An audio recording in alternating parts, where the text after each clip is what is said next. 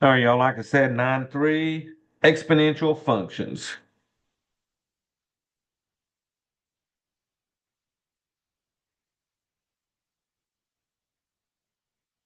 And really, in this section, we're mainly going to play with graphing them.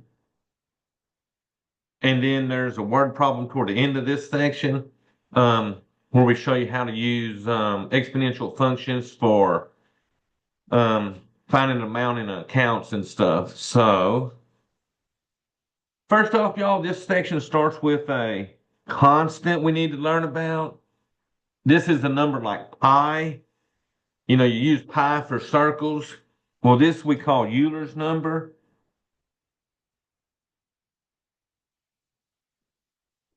And it's used in a lot of exponential equations. So first, we're just going to learn how to evaluate it on the calculator. And then later on in chapter 9, we'll see this used on investment problems also, okay?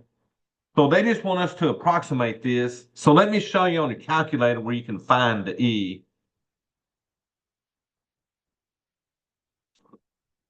So y'all, one place to find the E by itself is above the divide sign. So if you want to get the E, you would hit second, divide. It'll pull the E up. And if I hit enter, we can approximate this. Now they want us to approximate it 4 decimal places in the homework. So when you hit enter, 4 decimal places on this would be 2.718. So the fourth decimal place is a 2, but behind it is an 8. So we need to round that 2 up into a 3. Okay, so that's how you find E by itself. Now, if you noticed over here on the calculator, to the left side of the 4, there's a LN button. Above the LN, there's a EX.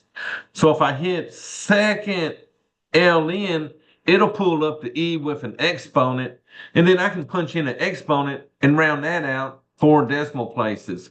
So that's what the homework's going to have us doing. So that was E. So for an example on homework, they want us to use a calculator to approximate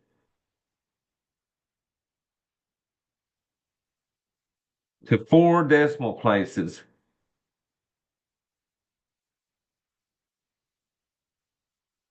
And since we're going 4 decimal places, this is where we would say this is to the nearest 10 thousandths.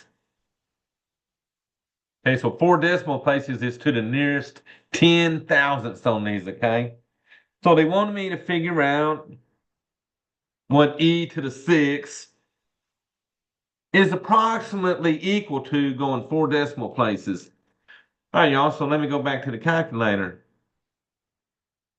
And I'll clear that. So I want the e with the exponent, so I'm going to hit second LN. And then for my exponent, I'm going to put in a 6 and hit enter. So this one would be 403 point.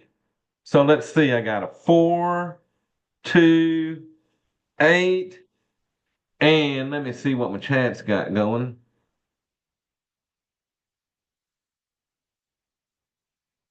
Also, Jason, the LN on the calculator is like to the left side of the 4.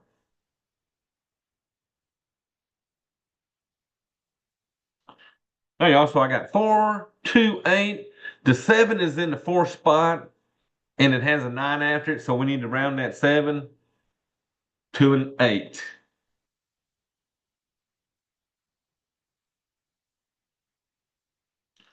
All right, so that in 4 decimal places. And y'all, the same thing on this one.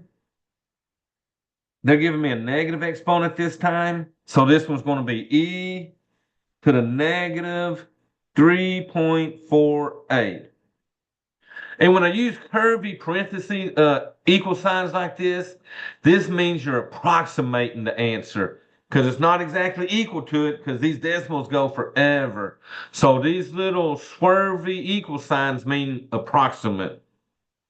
All right, y'all, so let's go to the calculator.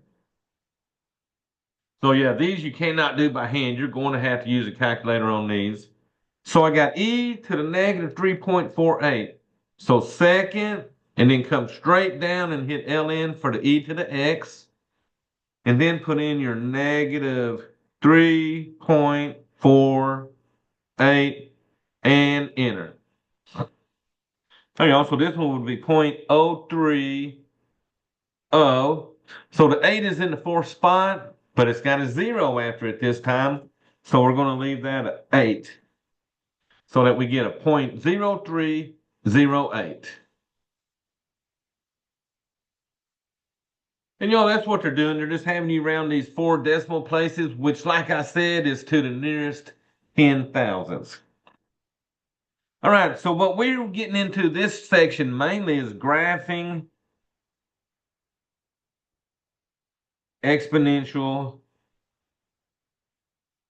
functions.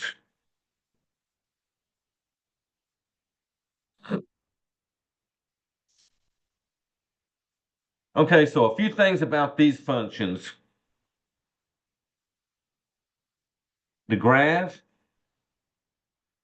goes through the point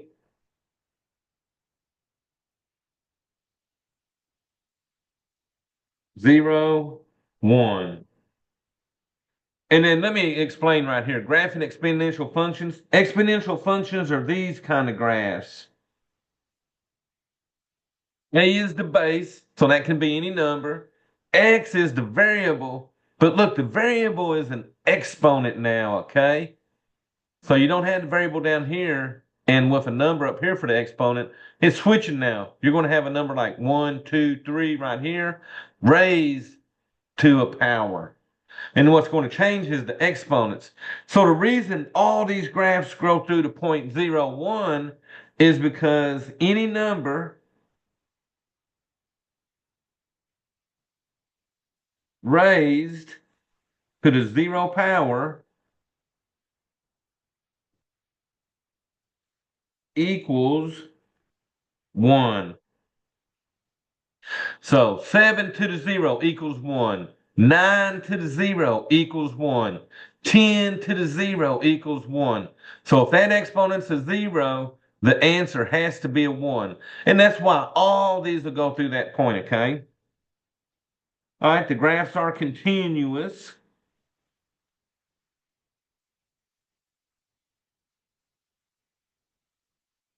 So what that means is there's no undefined sections on these graphs. They're just a smooth curve of a graph, okay? And then one end of the graph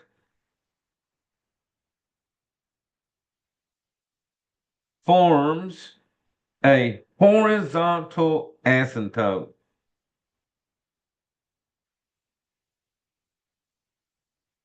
So it's going to try to get to the x-axis on one end of these graphs, okay? So let me show you the two types of graphs you'll have on these. If I don't have a fraction on these graphs, now remember we said they're all going to go through this 0.01 right here on the y-axis. But if you don't have a fraction and it's a whole number like 1, 2, 3, 4, 5, or anything like that, these graphs will come up from the left side, cross through that 0.01, and then they start trying to head up towards positive infinity. So everyone will basically have this shape unless we move them up or down and stuff, okay? Now the other possibility is with a fraction. Okay, so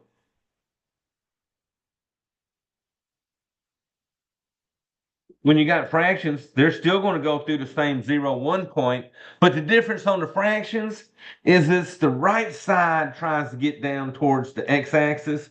So the left side comes in from positive infinity, and then it comes down, crosses at 0, 1, and then it tries to get closer to the x-axis on the right side. So the fractions are downhill. Your whole numbers are always uphill graphs, okay? And y'all, that's what they want us to do in this section. So let's look at a graph. I'm going to graph y equals 2 to the x. And I'm going to do this by hand just to show you. And then we'll look at that on our calculator, okay?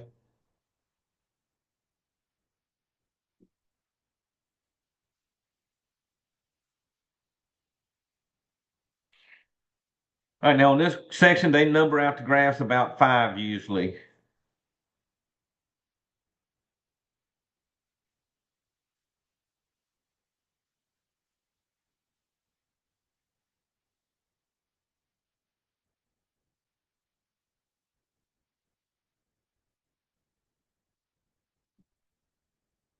All right, so I'm going to use x of a 0 there because if I put a 0 in, 2 to the 0 equals 1. We knew that. That's what we said a while ago. They all pass through 0, 1.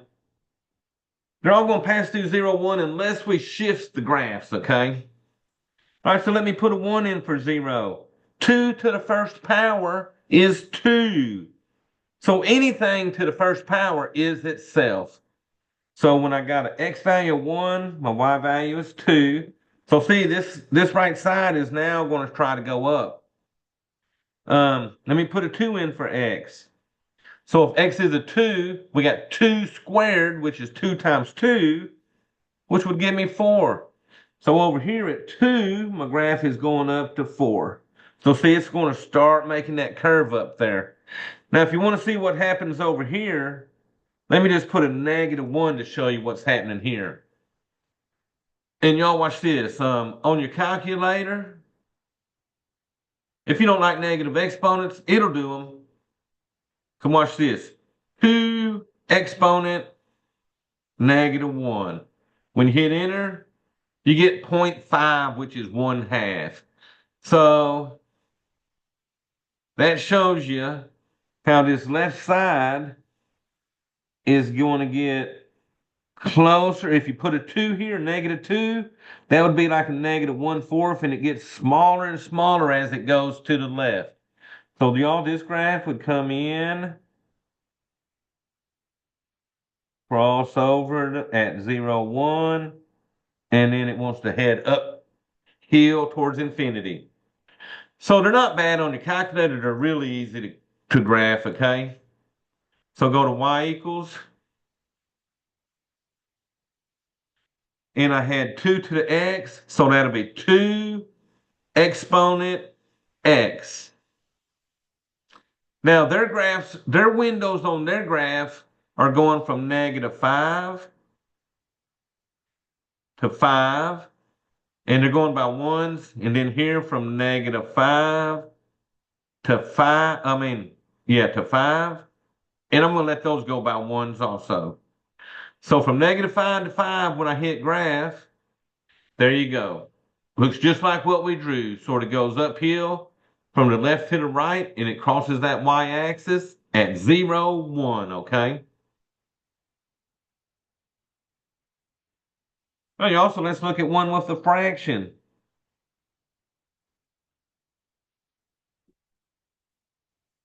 So this one, I'm just going to do the 1/2 to the x. Alrighty, so y'all, here we go. I'll make me an x and a y again. And then once again, this one looks like it's going from -5 to 5.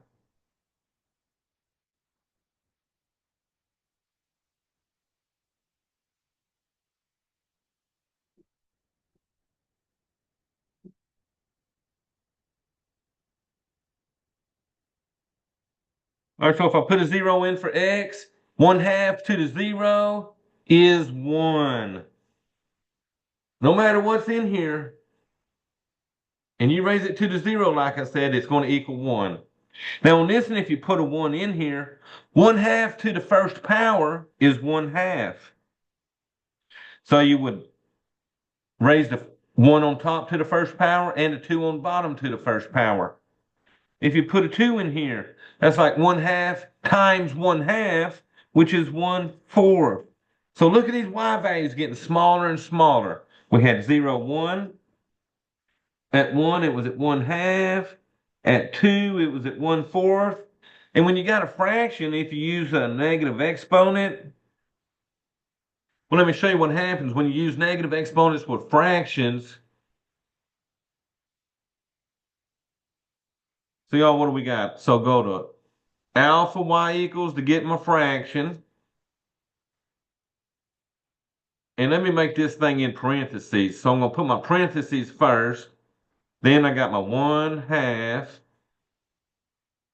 arrow right, close those parentheses, and then raise that to the -1 exponent. Now, y'all watch this answer. This side is going to give me a 2. So the more negative it is, the bigger the number will be going towards those negative infinity x values. So at -1, I was at 2. Y'all, at -2, you would be at 4. So like I said, this side's just going to come in, go downhill, cross over the y-axis, and then it tries to get closer and closer to the x-axis towards the right. And y'all, these are exactly the pictures we said they would look like a while ago, okay? So if you wanted to graph that one, y equals, I've already got my window set up, so let me do a parentheses, alpha y equals, and enter for my fraction, 1 on top, 2 on bottom, arrow right, close parentheses, and square that. All right, so there's my 1/2 squared. Let me hit graph.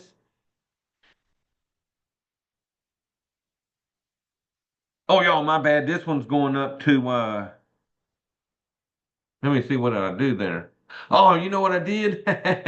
Okay, here we go. My exponent ain't a 2, is it? My exponent is an x. It was 1/2 to the x. So that was on me, y'all. My bad. I was thinking, there you go. Downhill and to the right.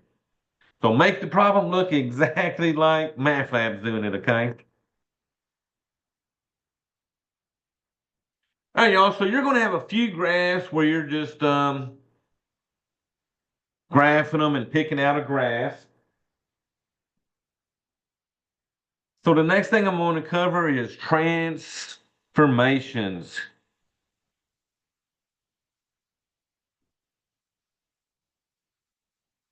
Transformations are what we did on the second test when we took the functions and we moved them up or down.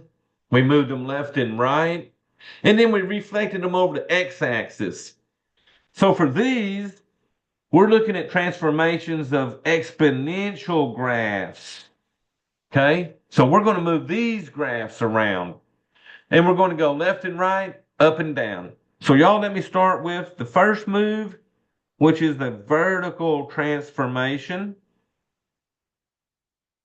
So to move these graphs up or down, you're going to have y equals a to the x plus b.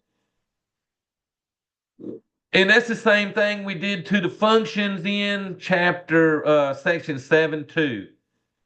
We had like an x squared here, and then we added to it. It moved it up.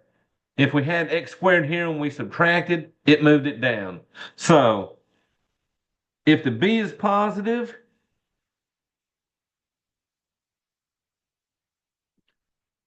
then you're going to go up b units. If the b is negative, then you're going to go down b units. Those are the same moves that we were doing back on that second test, okay?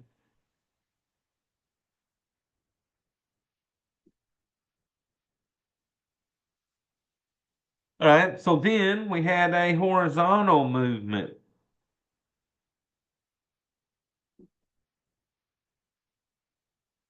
So horizontal is going to be similar to it was in chapter 7. I'm still going to be attacking the x's to move it left or right. So that's going to look like this. Y equals a to the x plus c. Notice, I'm messing with the exponent when I move it left or right. Up here, I didn't touch the exponent. I just added the number to the end of the function. Here, we're actually changing the exponent, okay? And it's similar to when the x's were in parentheses in that section 7 too, okay? Now, here's what's pretty cool. It's the same type scenario. If you add to the exponent, it will move it left. If you subtract from the exponent, it'll move it right. So that's the same thing that was happening back in 7-2, okay? So if C is positive, then we're going to move left C units. If C is negative, then we're going to move right C units. Okay, y'all? So the two things we're looking at on these, is it being added at the end of my function, or am I adding it to the exponent, okay? Now, remember on these graphs, the A is the base, the exponent is the variable. So the thing about these graphs in MATLAB, and I'll show you in a second, when you're moving them around, we gotta tell it what base we're starting with, okay? And you'll see that when the little box pops up like it did on the transformations from 7-2. So the best way to do these is to go to MATLAB and actually graph them, okay?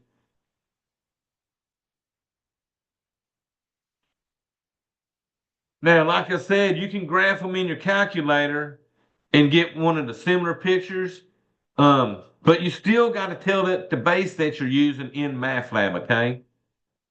So y'all let me go down. These started about, let me make sure number 6 ain't. Okay, so they start about number 7 where your transformations, okay? So look here. I got f of x equals 2 to the x minus 3.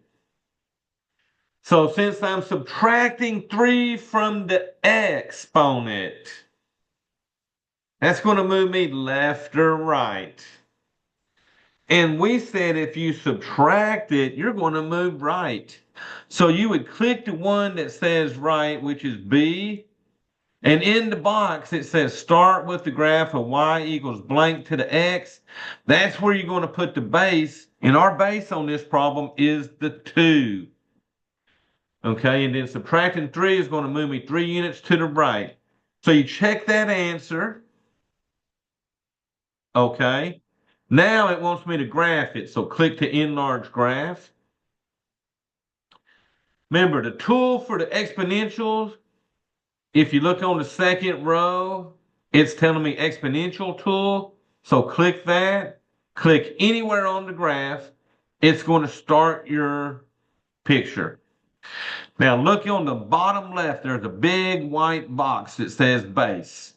Change that E. By default, it's got an E there. So change that to match the base of your problem.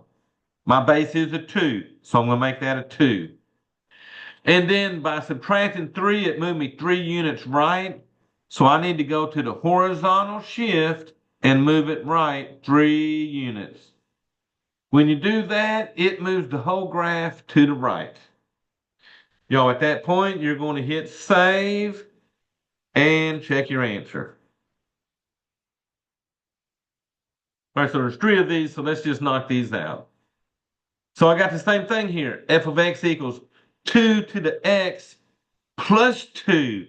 So this time, I'm not attacking the exponent with a number. I'm adding it at the end, which is going to move us up or down.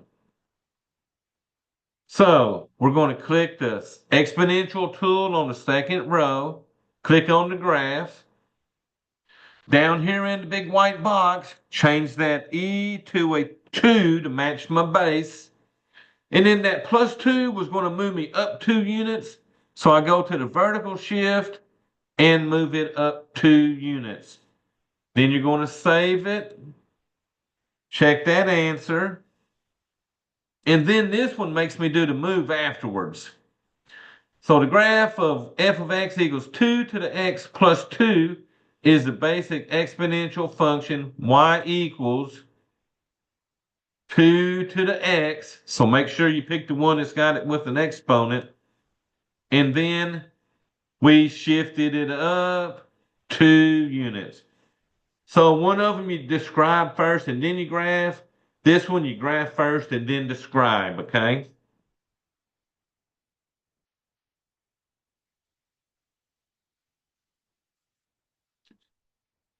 All right, so all right, y'all. So they're going to start with the y equals base is 2 again, so put a 2 there. It says shift it blank 4 units. So let me see if y'all, what would y'all put shift it blank 4 units? That's the plus 4 being added to the x. Are we going down, up, right, or left?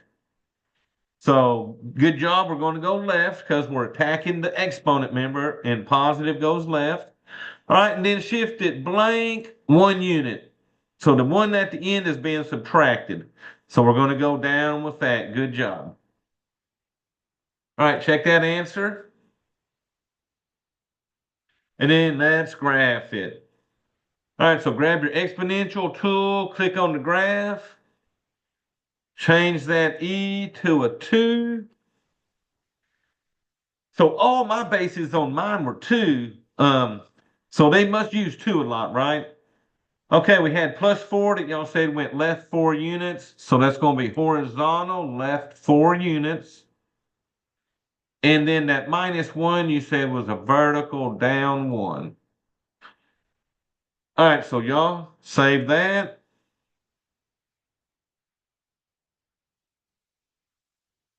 and be done.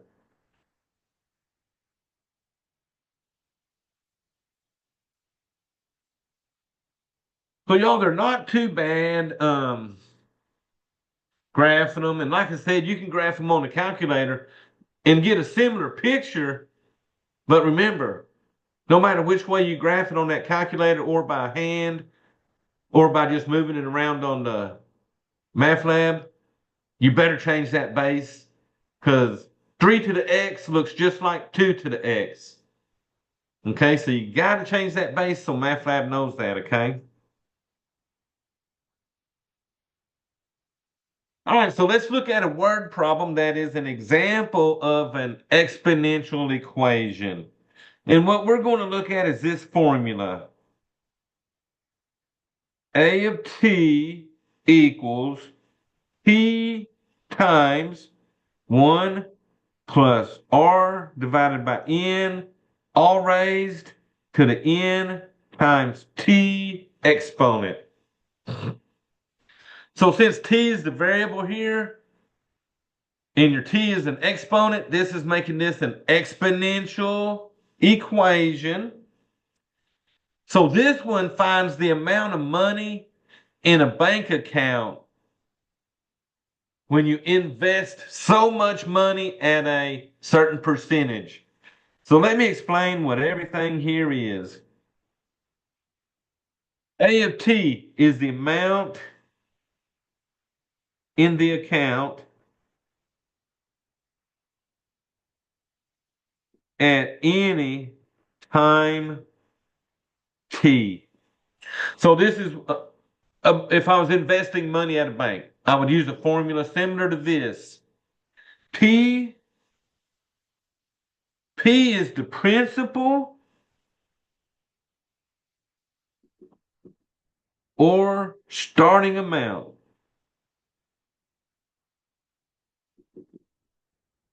How much money am I investing? That's what P is. All right, it's always got a 1 plus. So R and N. R is the interest rate. And interest rate, when we use it in the formula, must be in decimal form.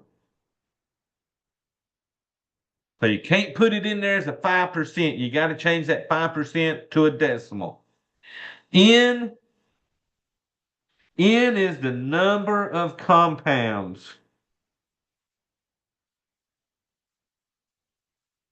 per year. So compounds is when they actually apply the interest to it, okay? So you're going to see things like annually, which is 1, semi-annually, which would be 2, quarterly would be 4 times a year. What's next? Monthly would be 12 times a year. And I've even seen them do daily, which is 365 days a year. Okay, that's how many times they get compounded per year. That's what N is. And then T equals our time in years. Okay, so we can use this formula to find out a lot of information, okay?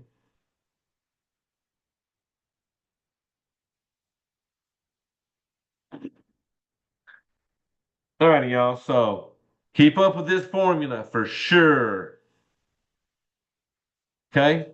So let me give you an example using this formula. So I'm going to turn my page,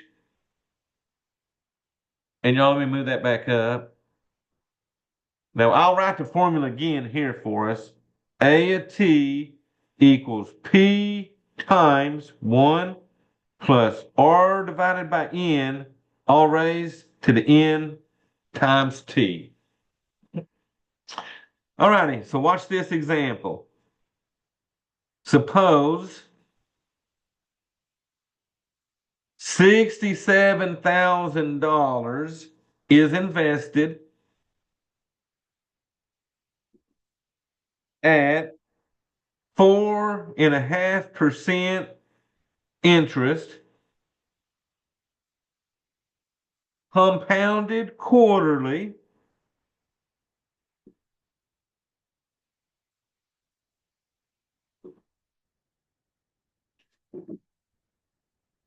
Okay, so part A, find the function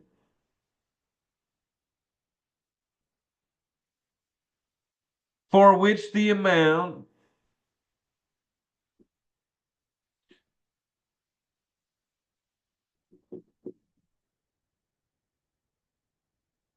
of the investment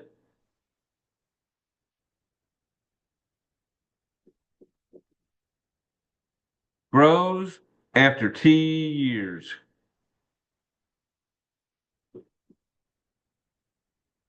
So they basically want us to find the formula that we would use. And then we could use it if we wanted to see how much we would have after 5 years, how much I might have after 10 years, and so on. So they just want the formula. So first of all, I got to figure out what is my P? What is my starting amount? So y'all, what would y'all put for P for your starting amount? All right, so that is definitely 67,000. All right, then we got 1 plus R. R was my interest rate. Oh, look here, they gave me 4.5%. So I need to change that 4.5% into a decimal. So y'all, the first thing I'm going to do is turn the 1/2 into a 0.5. So I got 4.5%. And if you got 2 on a calculator, you can just do 1 divided by 2, and that'll give you your decimal 0.5, okay? Now, to change a percent into a decimal, You gotta move the decimal left 2 units. So for me, that means I need to add a 0 and make this a 0.045. Always move that decimal left twice to change from a percent to a decimal.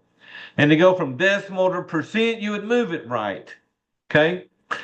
But y'all, there's my decimal form, 0.045. Okay, so how much did I say compounded quarterly would be? How many times a year is, what do you got? Just 4? That's perfect. Now out here, we got 4 times t.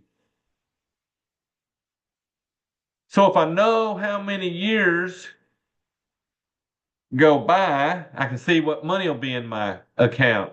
Now, y'all, the only thing MathLab will make us do, although this is in the right form, MathLab always makes you figure out what this equals in here. So I got 67,000. So on the calculator, I need to figure out what that equals. 1 plus 0.045 divided by 2. So I'm going to clear my screen. So I got 1 plus alpha y equals an enter to get my fraction. That's a 0.045 on top and a 4 on the bottom. So I need to put this in instead of what we had. So that's going to equal 1.01125. Put every single digit that you get from that into them parentheses, okay? You cannot round off that part. It wants all the digits. And then I still have a 4 key right there, okay? All right, so this is what MathLab wants, and it'll make you put in this part right here. Okay, y'all? All right, so part B on this. Find the amount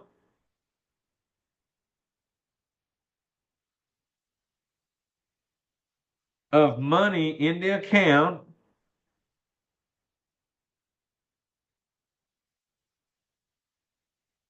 at t equals 0, 4, 7, and 10 years. Okay, so let me make me a little. So at t equals 0, I'll have so much. T equals 4, I'll have so much. T equals 7, I'll have so much. And then t equals 10, I'll have so much. So what you're doing, you're going to take your formula up here, put a 0 in for the t first. So let's go do that. Let's go put a 0 in for our t and see what we get.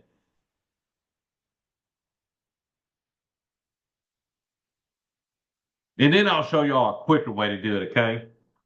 So I got 67,000 parentheses 1.01125 close parentheses. Exponent is 4 times 0. So t equals 0 is 0 years past. So think about it. You got $67,000 you put in a bank. No time has passed yet. So how much money better be in that bank? Well, y'all, when we hit enter, we better get our 67,000. Good job.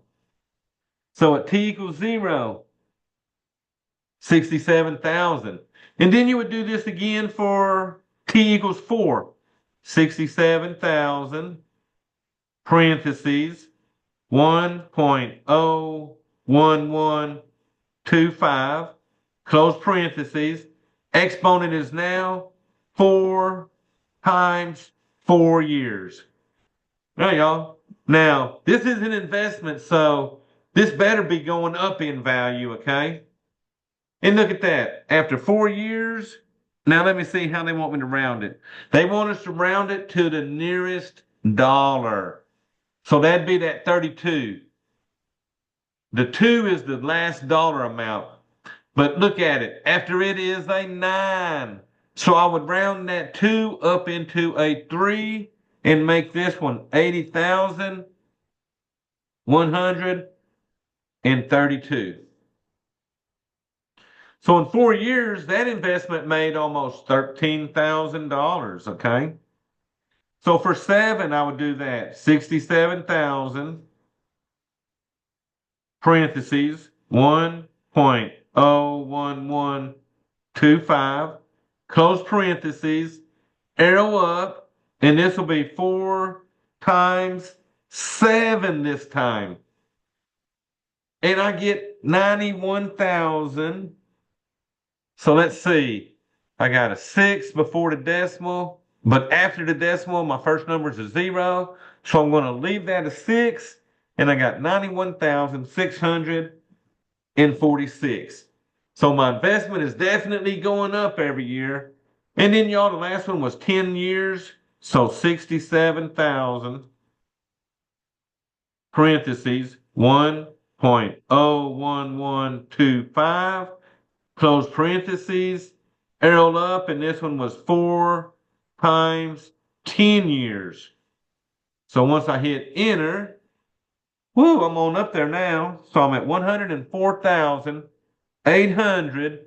So the 3 is in the dollar amount. After it is a 0.2.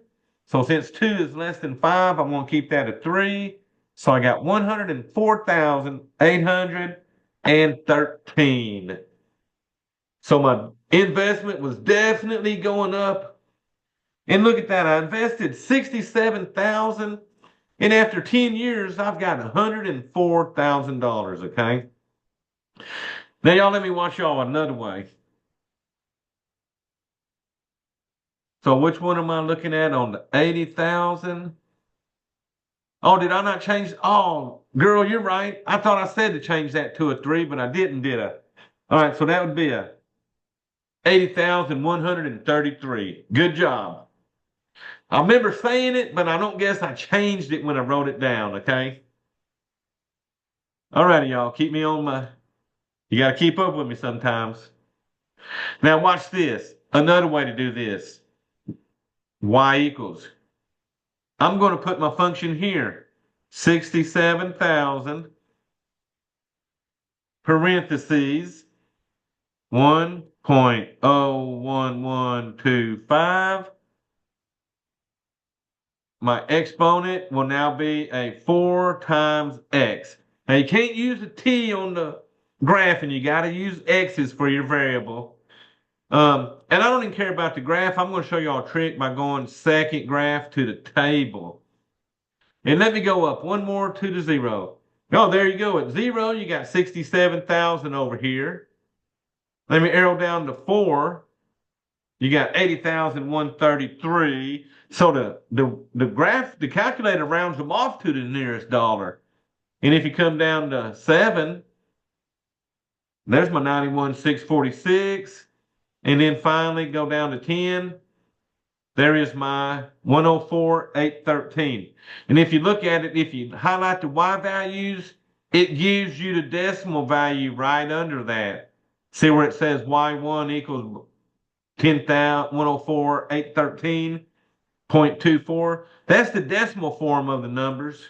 Like there's one I had at 7. There's one I had at 4. Then I forgot to round that 9 up to a 3 and all that, okay?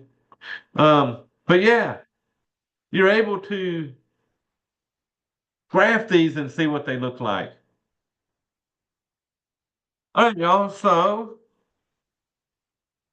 the last problem in this section, let me get back to my pad. So one more word problem for this section. And this one says, on Melissa's 6th birthday,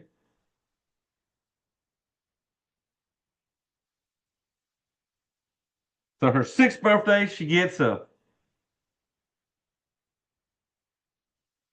$5,000 CD. Those are certificates of deposits that earns 5% interest, compounded semi-annually.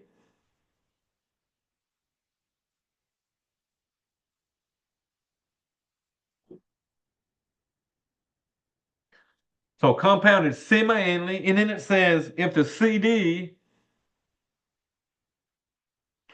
matures on her 13th birthday,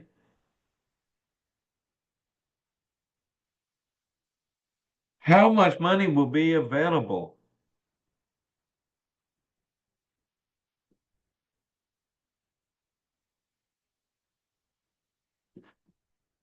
All right, y'all. So they just want me to find out what the amount is going to be after so many years.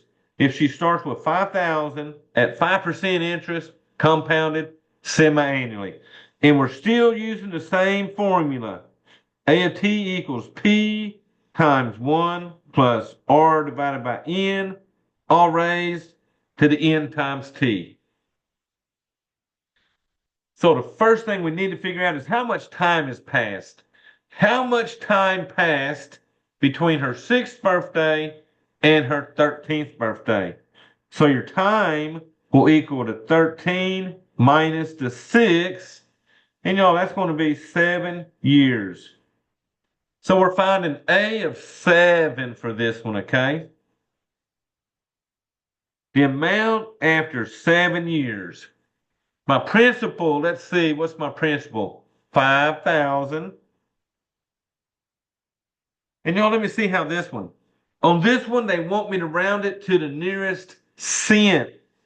So the nearest cent will be 2 decimal places on this, okay? All right, y'all, here we go. We got 1 plus, R is my interest rate. So they're giving me 5%. So remember, the decimals after the 5 when you don't see one. So this one, we got to move it left once and twice. So I'm going to have to add a 0. And this is going to give me a 0.05. So 5% is 0.05. 6% would be 0.06 and so on, okay? So we got 0.05 on top. Um, what do y'all think on the number of compoundings for this one? It said it was compounded semi-annually.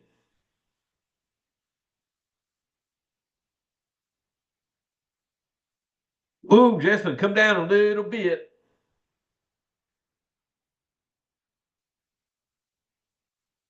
So semi-annually, y'all, semi-annually would be 2 times a year. Okay, so semi-annually is 2 times a year. And then you got n test, which is 2. And we're multiplying by t this time, which is a 7. So y'all let me make y'all a little chart right here. Compounds. Annually, 1. Semi-annually, 2. Quarterly, 4. What else do they use? Monthly, 12. What else? Daily. What did we say that was? 365. So use this to help you on the number of compounds, okay? All right, y'all, we got to go to the calculator. We're rounding it 2 decimal places, okay? So I'm going to look at the 3rd decimal place to see what to do to that 2nd decimal place.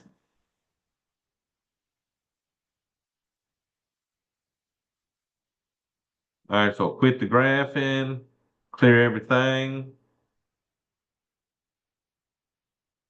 All right, y'all, so let's see, 5,000, parentheses, 1 plus 0.05 divided by 2. Now I can do it like that, or let me go back.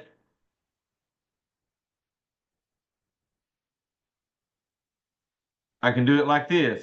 Alpha y equals in enter. No matter how you do it, 0.05 like that, and then put into 2.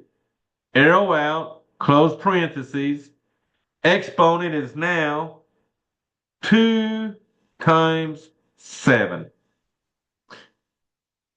Okay, y'all. So either way on the 1 plus 0.05 divided by 2, or you can do it 1 plus the fraction 0.05 over 2.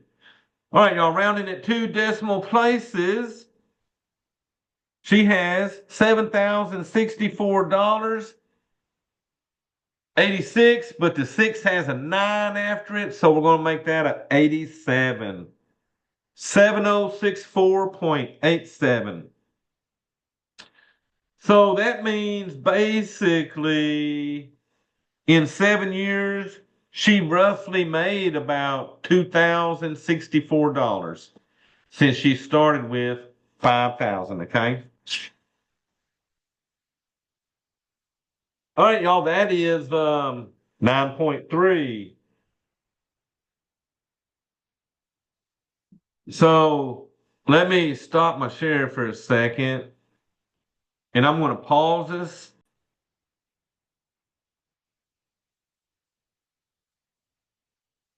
All righty, so y'all, 9.4, logarithmic functions.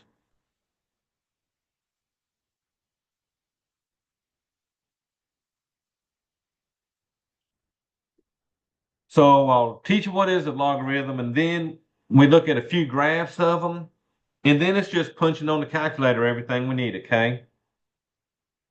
So y'all, basically, like I said, logarithms are the inverse functions to the exponentials. So we use log, shorthand for logarithm. It's going to have a base and a result. That's going to equal the exponent. So I'll show you what all this is meaning.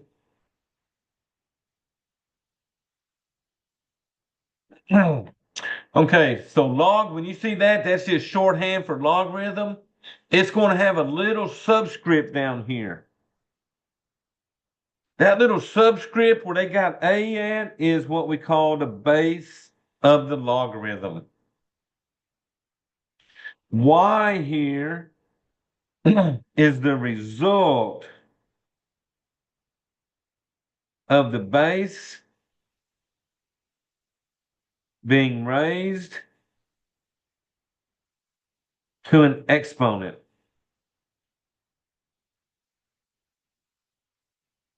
So this logarithm, if I know what base was raised and I know the result it gave me, the logarithm will find me the exponent. The exponent that the base was actually raised to get this result. So it's like working it back from the exponential. Remember, the exponential, in the exponential, A was your base. You raised it to an exponent. And when you raised your base to an exponent, that gave you the result here. Okay, so notice how the logarithms are going in a different direction. They're starting with the base that was raised to an exponent here. And we're looking at the result we got, which is the y. So what exponent was this base raised to get that result? Okay, so let's just play with 1 or 2 a second and see if y'all get the idea of these, and then we'll start graphing them, okay? So this will say, find the logarithm.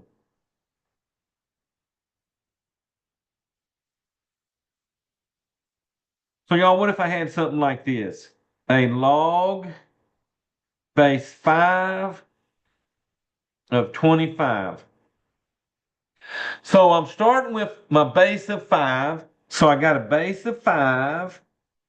I'm looking for the exponent that I would raise this 5 to equal that result of a 25. So, y'all, that's the question. What exponent would y'all raise 5 to equal 25?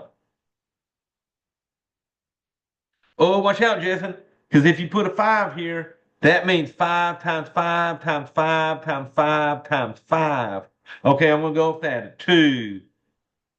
You put a 2 here, right? 5 times 5 is 25. So what this is finding that exponent that 5 was raised to equal 25, which was a 2. So let me write that out, what we just found. What exponent do we raise 5 to equal 25? Oh, that's all I did on that, okay? Try this one. Same thing. Log, how about log 3 of 27? So I got 3 over here. I don't know the exponent, but I know 3 to this exponent better equal 27. So how many times would you multiply 3 times itself to equal 27? Okay, so how many times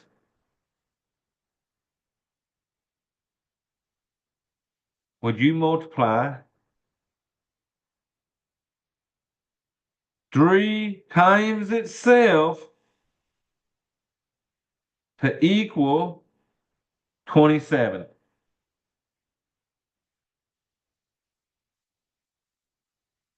All right, y'all, well, let's think about this. We don't know this, right? So how about this? Start multiplying. 3 times 3 is 9. 9 times 3. Oh, look at that. Justin, you got it. 3 times 3 is 9 times 3 is 27. I did that 3 times. So that means the exponent would be a 3 on those, okay? All right, so we'll get back into those in a second. Um, Let me just play with a graph or two real quick. They just want y'all to sort of see what their graphs are going to look like. Um, so graphing logarithmic.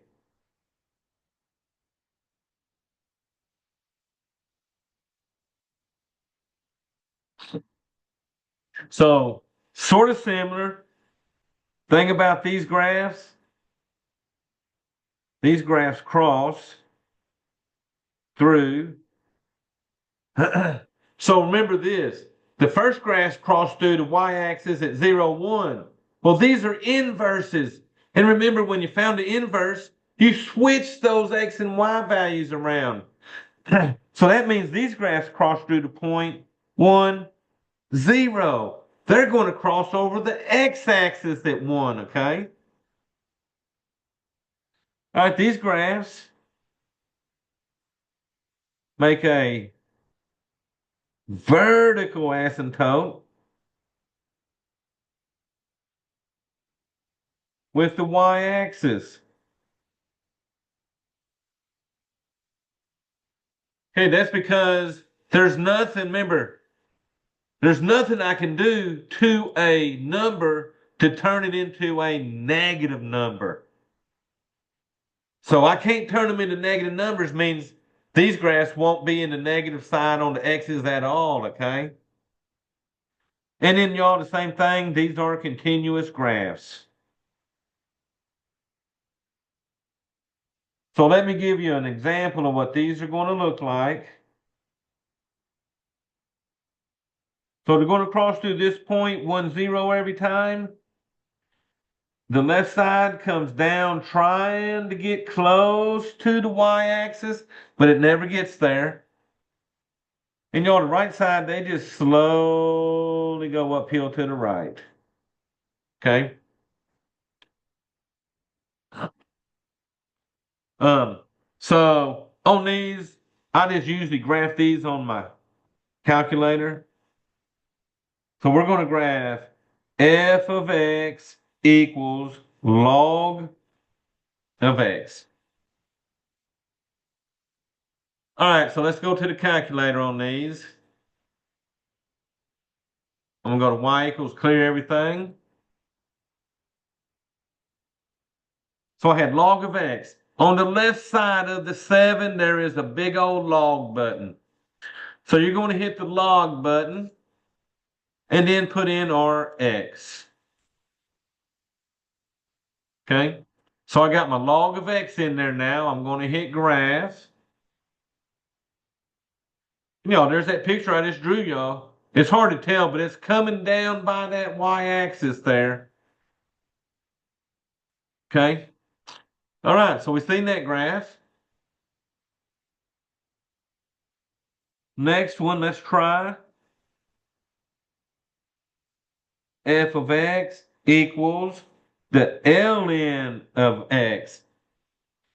So I'll explain these in just a second. But you got an ln button right to the left of the 4, I believe it is, right? So let me go to y equals and clear this one. Yeah, right to the next to the 4, you see an ln button. So push ln, put in the x, and then hit graph. And y'all look, it's going to be the same basic graph. Because these logarithmic graphs always have that same shape, basically, okay? And they just wanted y'all to see that.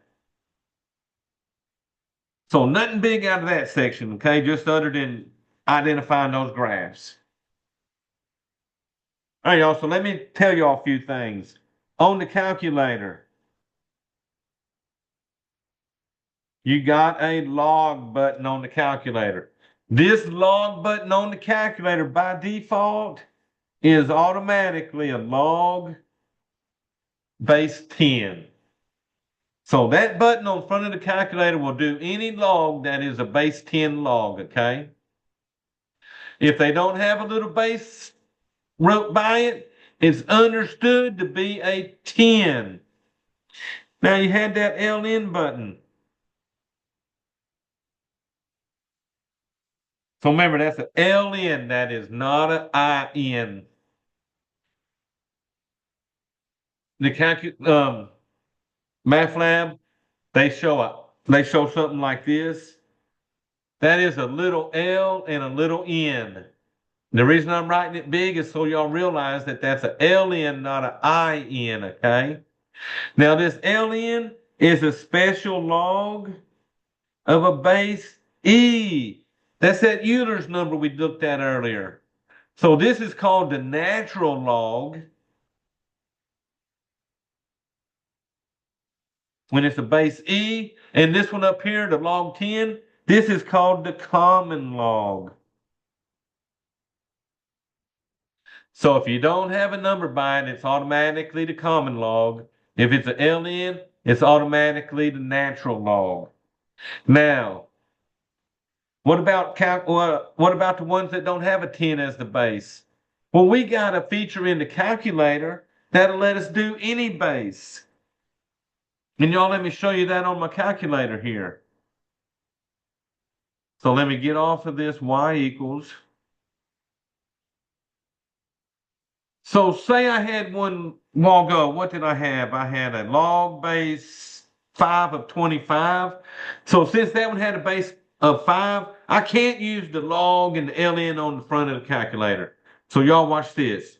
Hit math. Hit the math button. When you hit that math button, you're going to arrow straight down. And arrow down until you get one that says log base. Hit enter on log base. And look at that. It brings it up. I put my base of 5 there. I put my result of a 25 there. And I'm looking for the exponent that I would raise 5 to equal 25. Y'all watch this when I hit enter. There's that 2. So that means 5 squared equals 25. So once again, What about the one where I had the 327? Go get that log base, put in your base of 3, arrow right, put in 27, hit enter. You get 3 on that, okay?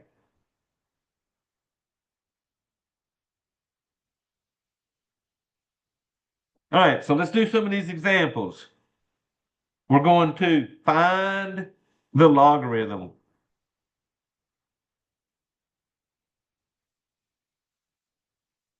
Oh, these start at number 4. Log base 2 of 8. What exponent would you raise that 2 to get me an 8? So you can use the log base on the calculator or figure it out by hand. You can start multiplying 2 times 2 times 2 times 2, ever how many times you got to, till you get me an 8. And guess what? So if you started doing that, 2 times 2 is 4. 4 times 2 is 8. So it took 3 times. So 2 to the third equals 8. How about a log 7 of 49? How many times do you got to multiply 7 times itself to equal 49? Well, y'all, let's figure that out. 7 times 7. Oh, look at that. 7 times 7 is 49. So I had to do that 2 times. Log base 10 of 10. Well, y'all, look at this. The base equals the result. Anytime the base equals the result, there is only one exponent that can be, and that would be a 1. So if the base matches the result, that exponent is going to be a 1. And y'all, you can make a little property about that. Log base A of A will always equal 1. 100%, okay?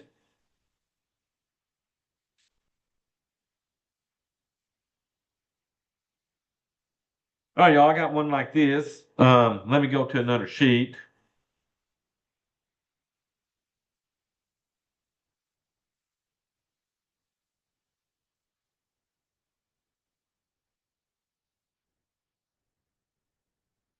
All right, y'all.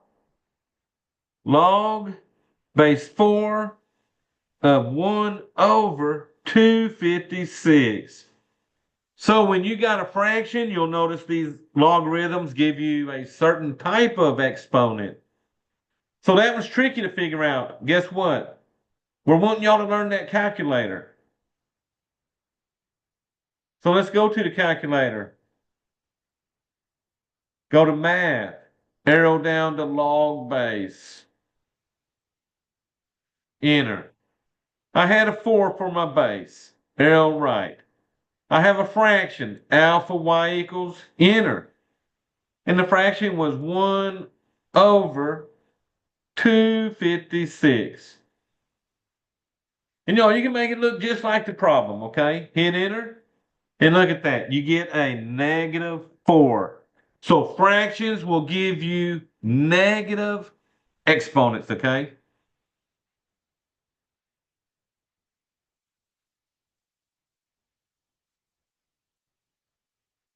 All right. ln of E. All right, y'all. I showed y'all the ln is on the front of the calculator. So I want to hit ln. Now I don't want the E with the exponent there. I just want an E. So look over here at the dividing symbol. You see that little blue E above the divide? Hit second divide. It'll put the E there and then close parentheses. But y'all, this goes back. The ln is a base E logarithm. So the base matches the result. So y'all, we better get a 1 on that.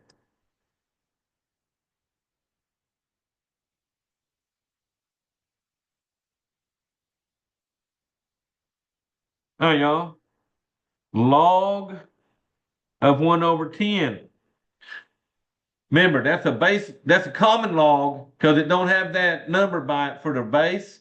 So I can use the one on the very front of the calculator for that one. So here's my log button, and then put in my 1/10. So alpha y equals enter from a fraction, 1 on top, 10 on the bottom, L right, close parentheses. All right, y'all, let's hit enter.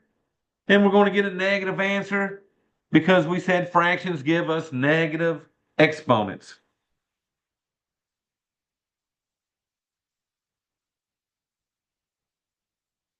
All right, y'all, look at this one. Another property I'm about to show you. Log base 5 of 5 to the 4th.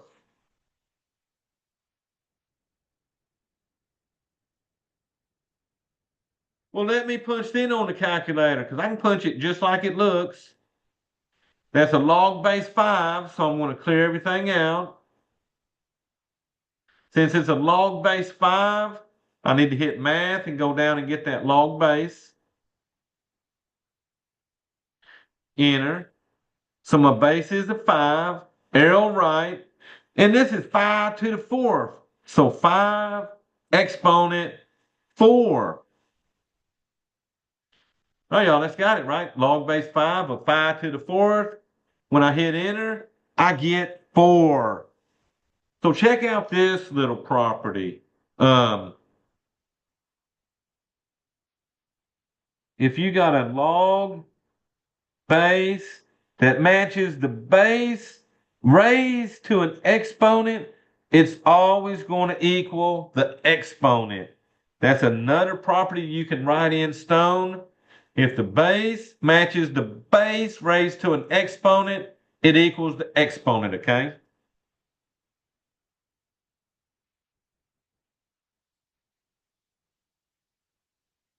So what about this? Log of 10 to the negative 7. So y'all tell me what this one would equal. Remember, that's a log, common log. So since it ain't got a number there, we know that would be a 10 there, right?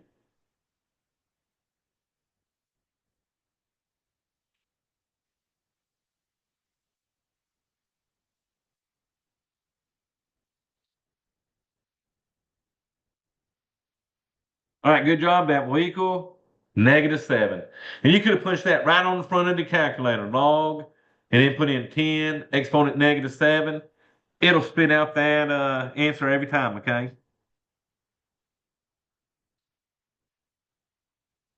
Log base 256 of a 4.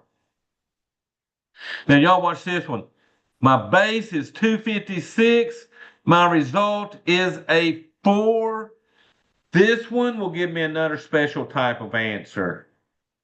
So watch this. Clear all that off. Math, get log base. Enter. The base is a 256. Arrow right, the result is a 4. Y'all, when I hit enter, I get 0.25. Now, MathLab wants me to turn the 0.25 into a fraction. So hit math and enter twice, and you get a 1/4. If the result is smaller than the base, you're going to get a fractional exponent, okay?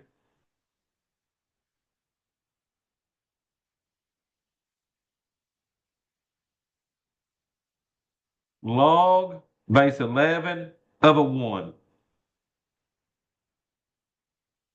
What exponent would I raise 11 to turn it into a 1? So y'all go push that in and see what you get. Y'all got a log base on your calculator.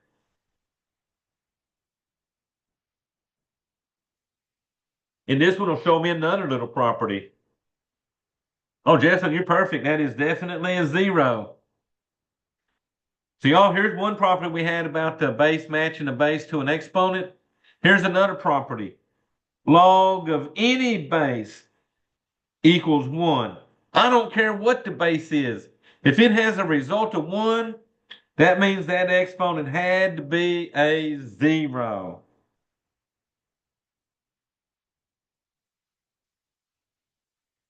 All right, y'all, ln e to the negative 3. All right, y'all got an ln on front of your calculator. So on this one, I would actually do ln. Now, since this e has an exponent, I would hit second ln to get the one with the exponent up there and put in my negative 3 and enter. But remember, that base of the ln is the log base e. So this is the e raised to an e to the negative third. So the base matches the base raised to an exponent. So that answer better be that exponent of a negative 3.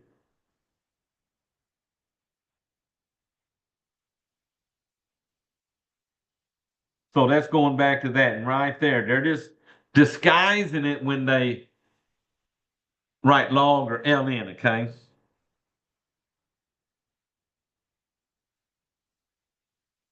All right, y'all. So the next topic this is going to get into,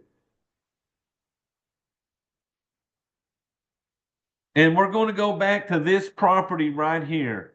Log base A of y equals x. This double-sided arrow means if and only if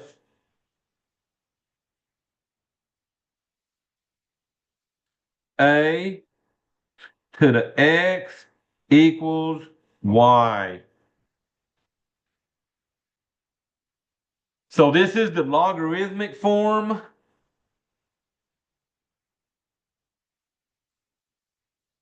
This is the exponential form.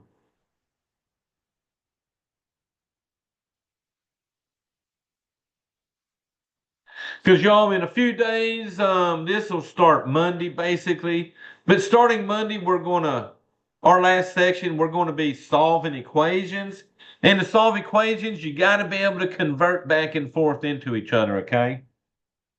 So these examples here are going to be based off of this identity. And they want me to convert to logarithmic equation.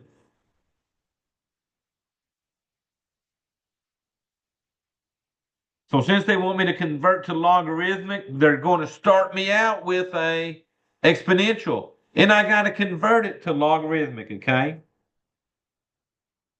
So y'all, my first one here, they're giving me 10 to the fifth equals 10,000.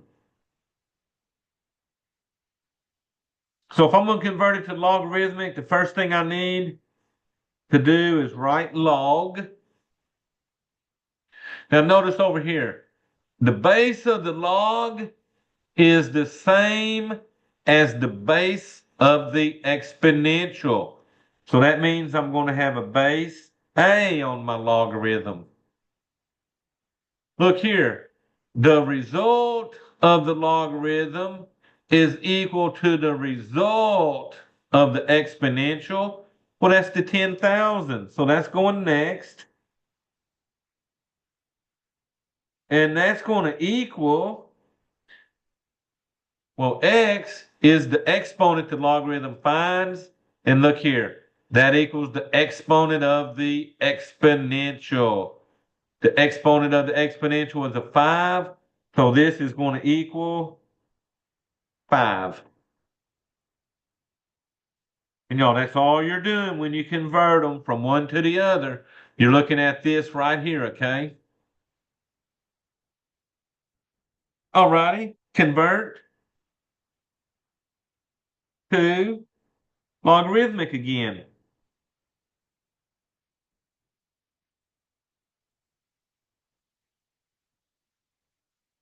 All right, what they give me this time? This time they're giving me 1296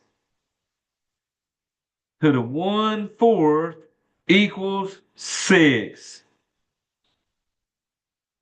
All right, so I need to write log again. I need to get the base of the logarithm. Well, remember, the base of the logarithm is equal to the base of the exponential. So that's going to be 1296. The result of the log is equal to the result of the exponential. Well, that's 6. And then remember, we said anytime the base was larger than the result, we would get a fractional exponent.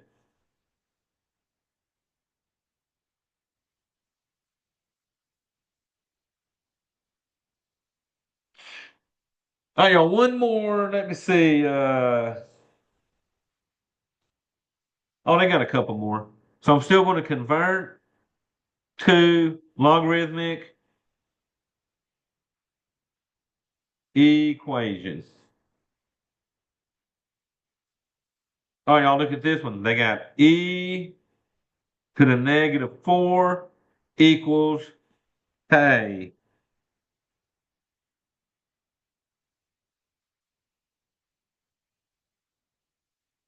All right, so I'm going to bring my log over here. The base of the log is the same as the base, which is an e. The result of the log is the same as the result of the exponential, which is a k. And that's going to equal the exponent of a negative 4. Now, it would take this answer, or there's another way I can write log base e, remember? Log base e could be a ln of k equals negative 4. MATLAB will take either answer. You can write it as a log base e, or remember, we said the ln was a log base e, okay? So y'all, either way on that one. All right, one more. Convert to logarithmic equation. P to the W equals 121. Now, y'all watch out for uppercase and lowercase letters. If MATLAB gives you uppercase, you got to write the answer uppercase. If they give you lowercase like these, you got to write the answer lowercase, okay? All right, y'all, so here we go. Log, base is my P. My result is the 121, and that's going to equal my exponent of AW.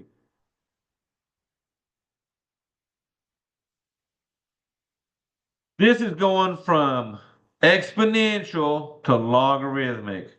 Next, we'll go from logarithmic to exponential.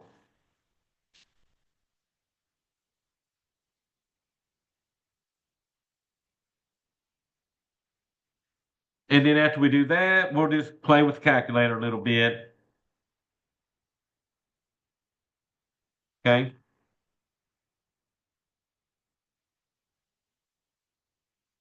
All righty. So for these examples, we're going to convert to exponential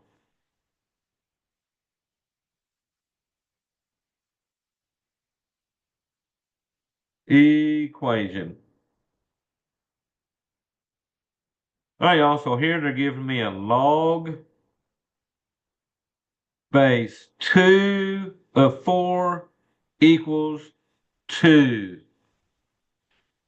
Using the same conversions. Here's my base of a 2. So that's going to equal the base of the exponential. Here's the exponent of the logarithmic. Well, the exponent of the logarithmic will equal the exponential exponent. And that's going to equal the result, which is the same as the result of the logarithm, which is a 4. So 2 times 2 equals 4. That's true. Log base 2 of 4. What exponent do I raise 2 to the equal 4 is 2. So y'all, they convert the same way every time, okay? Remember, that's the base, that's the exponent, and that is the result. All right, convert to exponential again.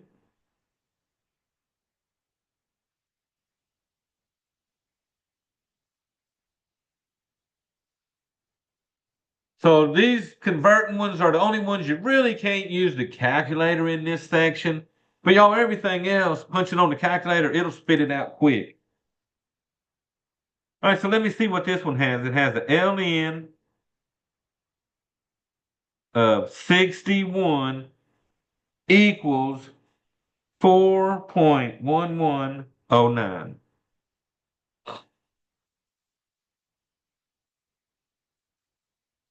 So y'all, here is my question. This is not showing me a base. So what is the base of the LNs, did we say?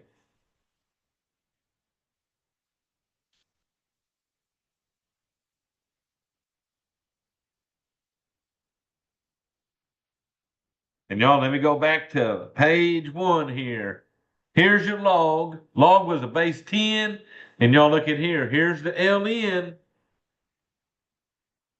LN is a base E. Remember, that natural log is a base E every time, okay? So that means my exponential, my base is a E. The exponent is the 4.1109. And the result is the 61. Now, y'all, you could have wrote this as a log base E of 61 equals 4.1109. If you want to convert the log into the ln into a log base E, that's cool here. And then you can see the base is the E, exponent, and then that's going to equal the 61, okay? All right, it had one more of these. A log base n of m equals negative x. All right, so the base is the n, exponent is the negative x, and that's going to equal the result of a m. Okay, so you just got to remember that's the base, that's the exponent, that's the result. All right, then when you got through with that,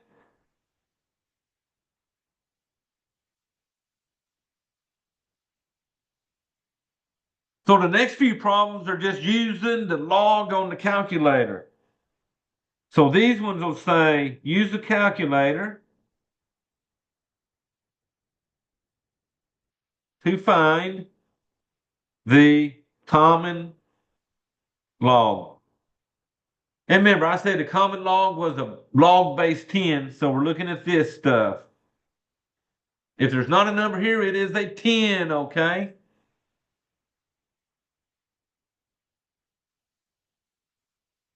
All right, also, let's see what they got. Log of 99. Now, they want us to round these off 4 decimal places. So 4 decimal places, you're going to go to your calculator.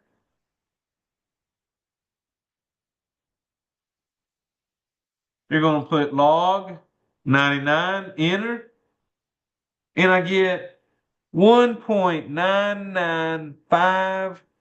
Let's see, my 6 has a 3 after it, so I'm going to keep that a 6. So you're just going to punch them in and round them off 4 decimal places, okay?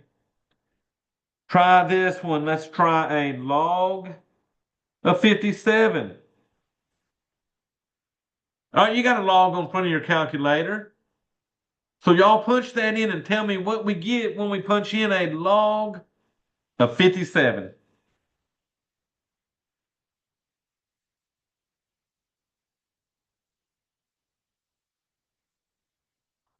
One point, is that 7559? Perfect.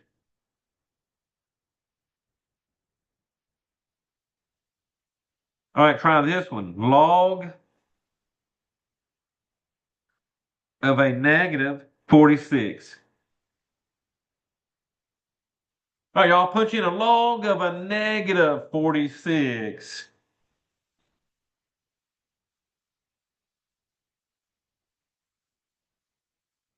So y'all, it says no real answer. It should say like error, no real answer or something. Because there's nothing I can do to a 10 to turn it into a negative number. I cannot raise 10 to any exponent that'll make it negative. So we're not able to take a log of a negative number. So that means it does not exist. So you would punch the B option on that, does not exist, okay? Cannot take the log of a negative number. So remember that when we do equations, okay?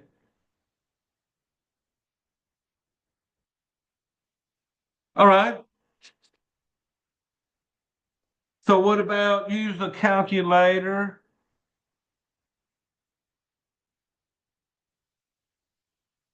to find the natural logarithm?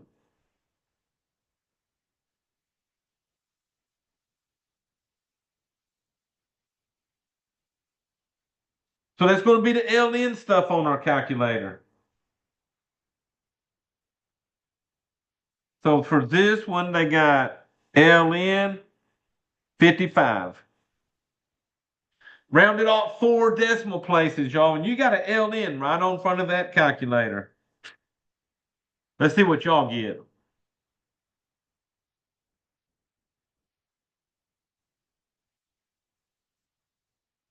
That's it, 4.0073, perfect. All right, y'all try this one. LN 850.8.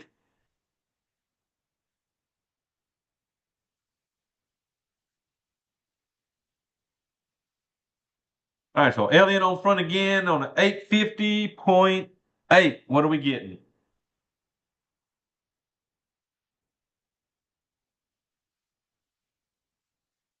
Is that a 6.7462? Perfect.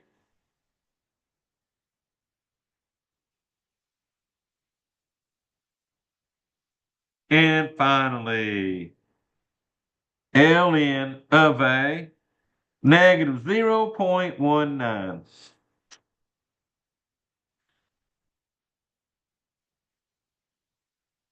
All right, y'all, that'll be the last one. LN of a negative 0.19.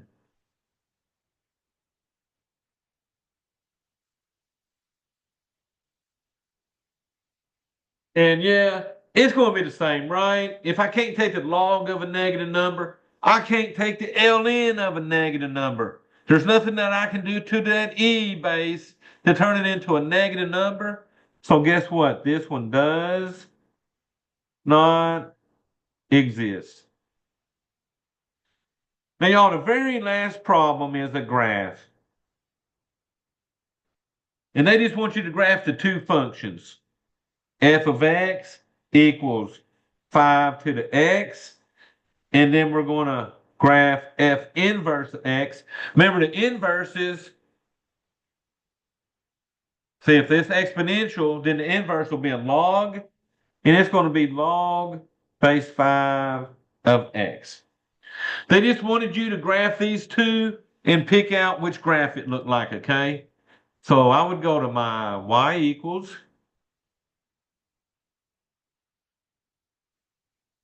let me clear everything off. So the first graph was 5 to the x, so 5 exponent x, and then come down to y2 and put in your log base 5 of x. Now remember, since that's the base 5, I got to hit mag, go down and get log base, hit enter. My base is a 5, and then x. So you got the two graphs, so I'm going to hit graph and see what they look like. First graph, second graph. We knew that. The exponential graphs all crossed at 0, 1. The logarithmic graphs crossed at 1, 0, okay?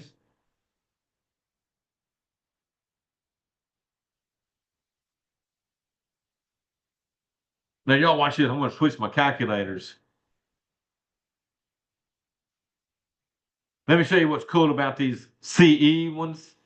Watch here. Right here, I'm going to put my 5 to the x. Then I'm going to come down here and do my log base.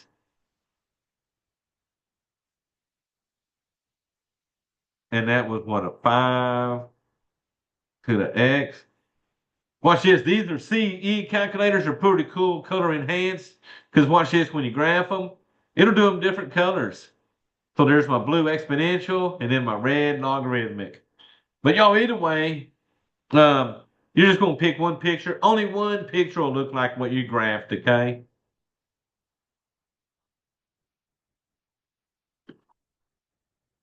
All right, y'all. So remember, 9-3 was mainly graphing, moving them around.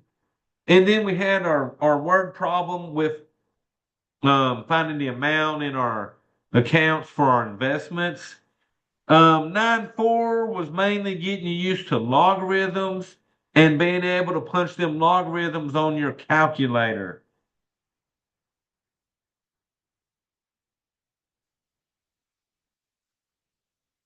All right, so let's see, that was 9-4. So what's tomorrow? Friday. We're going to knock out 9.5 on Friday, and it deals with properties of logarithms, and they're sort of familiar with the properties of exponents.